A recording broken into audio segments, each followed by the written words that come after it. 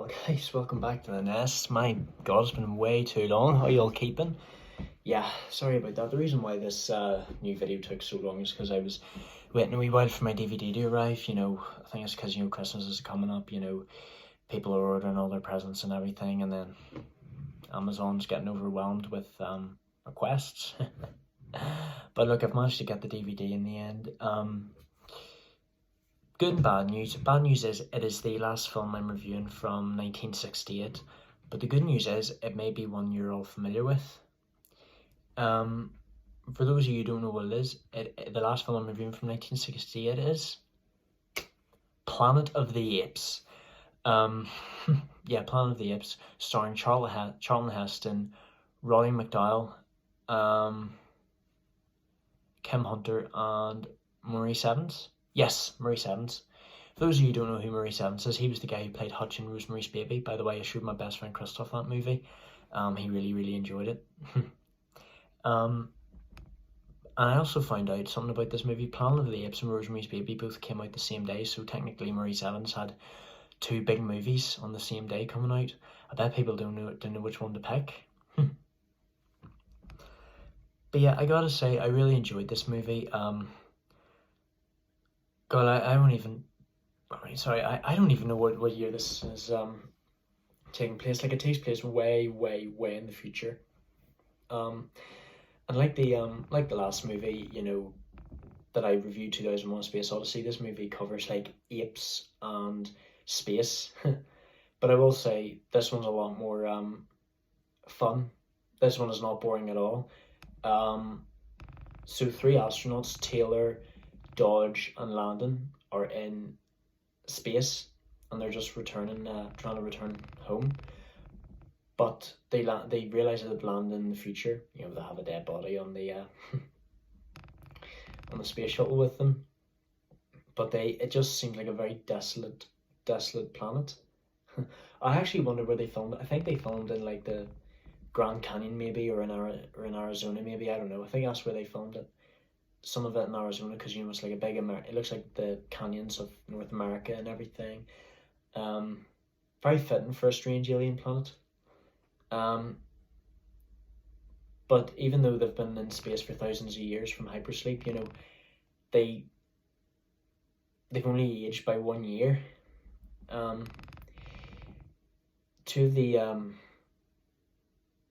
They come across this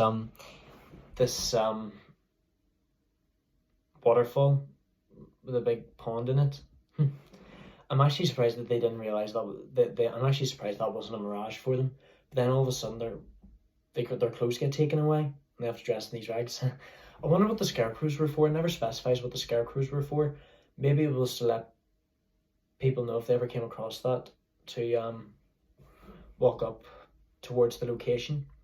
And all the humans that they've come across are basically like these primitive people wearing animal clothing, and they don't speak at all. Like, we're basically getting on like them, and gorillas, orangutans, and chimpanzees have all taken over,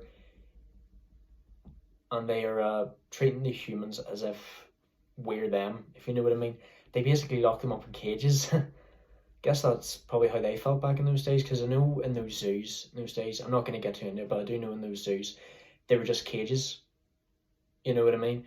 And, I do prefer with the zoos nowadays that it has a proper enclosure. It makes all the animals feel at home, but I guess people just had to see how we would feel in their shoes. But Landon is knocked unconscious. Dodge is killed in the battle. And the main character, the astronaut Taylor, who's played by Charlton Heston, he gets shot in the throat, and it ruins his voice for about a day or so. Well, I imagine so, getting shot in the throat, you wouldn't be able to speak for a while. He's lucky he didn't get killed though. And then he gets locked up with this beautiful female called Nova, played by Linda Harrison. I gotta say, beautiful, beautiful woman, Nova. And they say that they're desperate for the two of them to get together. So here's how it goes on this planet. The gorillas are part of like the military, the ones who fight. I guess that makes sense, since gorillas are the gorillas are the biggest primates in the world, then the orangutans are basically the government, and then the chimpanzees finally are like the scientists and doctors. I suppose that also makes sense because after all, chimpanzees are our closest living relative. They've got 99% of our DNA. Yeah, and also the apes can speak perfect English, and they can ride they ride horses. So they do. I gotta say, I really enjoyed the costumes and everything in this movie. Um, I like how halfway through the movie that the two main ape characters, Cornelius, played by Roddy McDowall, and Zira, his fiance. I like how that they actually decide to become on Taylor's side. They name him Bright Eyes. I don't understand why all the other humans can't speak. Did they get their vocal cords ripped out or during a surgery? Or maybe this is just because they've been overrun by apes for so long that they have forgotten how to speak. I don't know.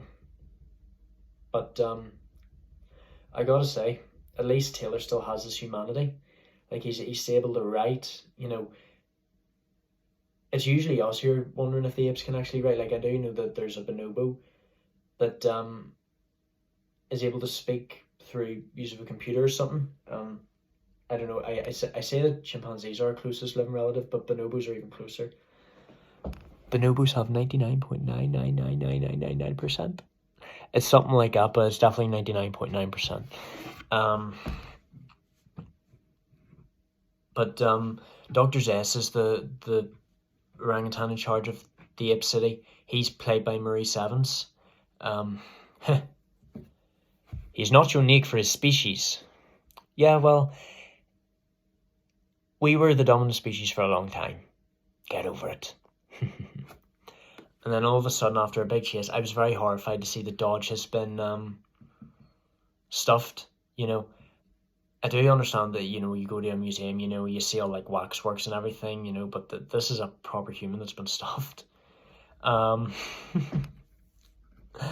Yeah, it's absolutely horrific. But then after a while, Taylor manages to get his voice back. Get your stinking paws off me, you damn dirty ape! He speaks. And I do love how, that they would also treat him like an animal still anyway. They would spray him with this hose in order to keep him separated from the apes if he tries to fight them. But I like how Julius manages to bail him out. Zeus, however, is very unfair, I do think. But unlike most films I've seen in these movies over the past year that I've watched on this channel, a lot of these films and these movies know what they do is wrong, and they either don't care or take pride in it. Dr. Zess, I think he actually thinks he's a good person. He thinks the way he treats all these people are correct. He's not convinced of Taylor's origins. He was an astronaut out in space. His loved ones have been dead for thousands of years, so they have. And he has no family anymore. But he's the first human he's come across that can actually speak. But I forget how all the other humans aren't able to speak. I like how Nova decides to stay by his side. Julius manages to break them out. They decide to venture off into the Forbidden Lands. They go into this cave, and it was very weird to find out how there are these dolls. There's a doll. There are fossils of humans and man-made objects. I thought this was supposed to be an alien planet. And of course I knew this was going to happen. Dr. Zaius returns with his guerrilla army and then starts to shoot at them. I just knew something like that was going to happen whenever Julius was keeping watch. Luckily, none of them got killed. Dr. Zaius was able to get captured, and he promises them no trees. They won't get locked up for heresy. Whenever Taylor and Nova decide to go off into the beach in the distance, they decide to say their farewells. You know, they say goodbye to Cornelius for thanks for helping them out. And then, I thought this was quite weird, but Taylor actually wants to kiss Zira. All right, but you're so damn ugly. I was also quite annoyed to see the Dr. Zess. He still thinks he's a good person. He's not a man. He's not a man of his word. He's not an orangutan of his word, and he decides to arrest Cornelius and Zira for heresy, and he decides to let Taylor and Nova wander off into the horizon, because there he will meet his destiny. And I gotta say, the ending was very, very dark. He comes across the Statue of Liberty that is lying out in the beach, and it reveals that this was Planet Earth the whole time. Unbelievable. It's set in the future. He's been on Planet Earth this whole time, and this was all because of a nuclear war that the humans had. And it turns out that Taylor actually blames the humans for all this, for making the apes evolve into the dominant species on the planet. Nova looks on in shock. Taylor falls to his knees. You maniacs! You blew it up! God damn you! God damn you all the hell! I know. I even thought, what the hell, Taylor? Like, I'm watching this for the first time and I'm like, what the hell is going on here? How did they manage to get the Statue of Liberty? But then I realised that he's been home the whole time. He's been on Planet Earth this whole movie. I gotta say, I do feel sorry for Landon, because it turns out that they took his brain out. No, they didn't take his brain out, because I don't think a human can survive without the brain. They managed to cut his brain so that he wouldn't remember anything, and they've just left him unresponsive with a big scar on his head. But I think he was just locked up with all the rest of the humans. You know, it never states what happens. Obviously, it states what happens to dogs. You see his dead body, all taxidermed and everything. You know, no, not taxidermed, stuffed. Yeah, guess that's what's going to happen in the future. We humans get stuffed and put in display in museums. I actually wonder if apes are going to become the dominant species on the planet. It'd be really cool if, you know, they'll be able to speak like us. I actually do wish animals could actually speak in real life, because, you know, it would make things much easier. You know, we could work out what they want, you know, but I guess they don't have around the same intelligence as us. But yeah, I do love animals so much. I'm actually surprised to see the chimpanzees were quite tame in this movie, you know what I mean? It's usually the girls that are gentle. What I mean by that is it's actually the chimpanzees that are quite dangerous, because I know people probably see them like caring for their babies and eating termites and everything and eating fruit and nuts and everything, but they actually do kill monkeys and smaller antelope in their comfort zones. They're omnivorous, I guess, but they actually are very dangerous animals, very, very aggressive and territorial, so they are. I remember whenever I was in the zoo, I used to hate going into the chimpanzees, because they would always like bang on the glass and everything, and that would freak me out. But you know what? I decided to get with the program and just go in. But yeah, I guess orangutans are very wise in real life. I've seen like shows where they're able to like wash themselves with a man-made brush, and you know, use a hammer and nails and everything. You know, apes are our closest living relative. I wonder why there are no gibbons in this, because gibbons are apes as well, but I guess they're the least humanoid, if you know what I mean, because they're the smallest ones. They're the smallest apes. But yeah, I did really enjoy this movie. You know, it was a bit of a change. I think I did hear that this is going to be a big proper series in the next few years to come in this marathon. But yeah, we'll just have to see what happens. So that is officially the end of 1968. I'm sorry that this year was a bit longer than all the other ones. I did have to wait a while for the Planet of the Apes DVD to arrive, because, you know, with Christmas and everything coming. And then, you know, I've been busy with college, and then I've got my friends wanting to come over and watch the film with me, if you know what I mean.